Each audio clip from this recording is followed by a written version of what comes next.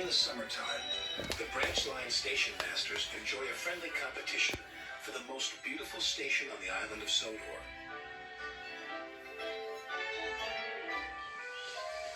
The engines love to help too. One evening, Sir Topham Hatt came to the sheds. "I want Percy to collect some flower bushes for Lower Tidmouth Station," he said. "They're at Maithwaite." "Maithwaite?" Percy said. Yes, sir," he added nervously. Percy chuffed anxiously through the thickening fog. He doesn't like traveling to Maithwaite at night. The line passes through a junction next to a spooky old quarry mine. Percy hoped the signal at the junction would be green. He didn't want to stop next to the mine, but the signal was red. He had to stop.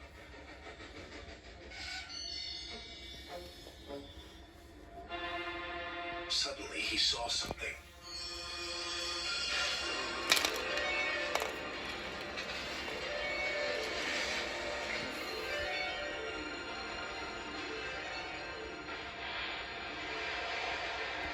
"Bouncing buffers," cried Percy. His driver hadn't seen the old chimney sink into the ground. The signal changed. Percy was so scared, he steamed away as fast as he could. The next day, Percy was telling Donald and Douglas about the disappearing chimney. "It's the naughty gnomes," teased Donald. "We fat men with big feet that make strange things happen," said Douglas. "It's legend. They steal your wheels and filch your funnels." Percy didn't want to believe them, but he wasn't sure. Sir Topham Hatt was waiting for Percy at Dryall Station. "I want you to collect some freight cars from the abandoned mine," he said. Yes, sir," Percy answered, but he really didn't want to go there again. Percy hoped he wouldn't see anything else disappear. He slipped into the sidings and buffered up to the freight cars. "Spooky," stammered Percy.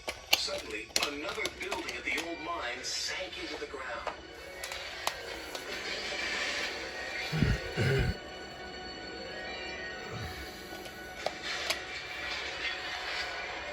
"What was that?" shouted his driver. "Double bouncing buffers," shrieked Percy.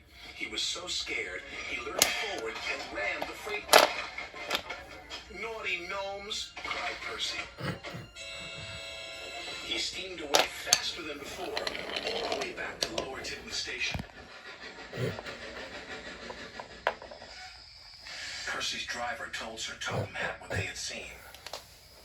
"It's the naughty gnomes," cried Percy. "They like to cause trouble. It's legend." "Nonsense," said Sir Topham Hatt. "The old buildings are collapsing into empty mine shafts, that's all." "But I saw the gnomes," protested Percy. "Of course you did," said Sir Topham Hatt. "Garden gnomes." "Garden gnomes?" "To decorate Lower Tidmouth Station," Sir Topham Hatt said. "They're not scary. Garden gnomes bring good luck." And he ordered Percy to return immediately and get them. Percy was scared, but he knew he had to be responsible, so he carried on. "I'm not scared. I'm not scared."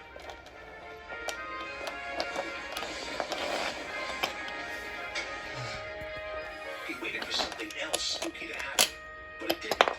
And Sir Topham Hatt was right. The garden gnomes weren't scary at all. His driver and firemen had collected the gnomes, and Percy took them straight back to Lower Tidmouth Station. Later that week, the station master thanked Percy. "We wouldn't have won our competition without your garden gnomes, Percy." Percy was very proud. "You were right, sir. Naughty gnomes can be lucky after all."